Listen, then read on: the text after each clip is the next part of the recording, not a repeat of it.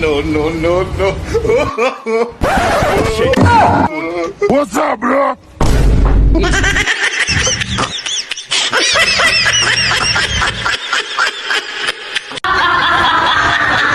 Ang babae malalaman mo kung virgin o hindi na virgin. Teka, sandali.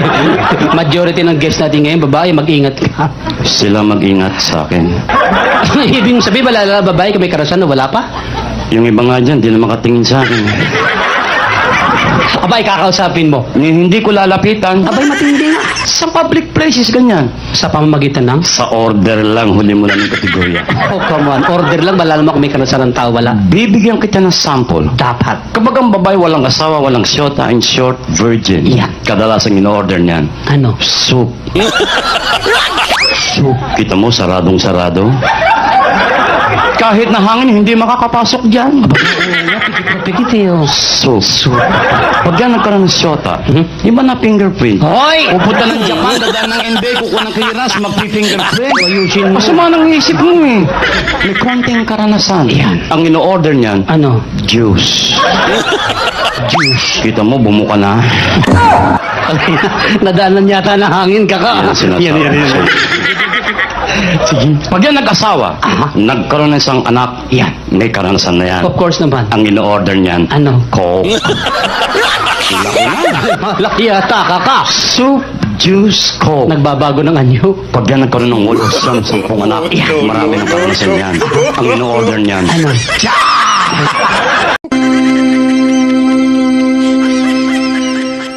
Bago natin ipagpatuloy ang seremonya ng kasalang ito, ibig ko lamang ipaalala sa inyo na dito sa Pilipinas ay walang batas ng diborsyo. Dito, ang kasal ay tanikalang gagapo sa inyo habang buhay at tanging kamatayan lamang maaaring lumagot nun. Parang may laman mo ang sinasabi niyo. Pido laki mata.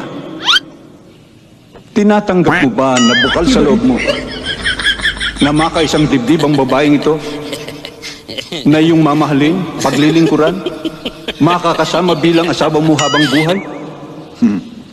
Opo, Padre. Dida Romulo, tinatanggap mo ba na maluwag sa iyong kalooban na makaisang dibdib ang lalaking ito at kayo nangangako na kayo'y magsasama sa tuwa at lungkot, sa hirap at ginhawa habang buhay?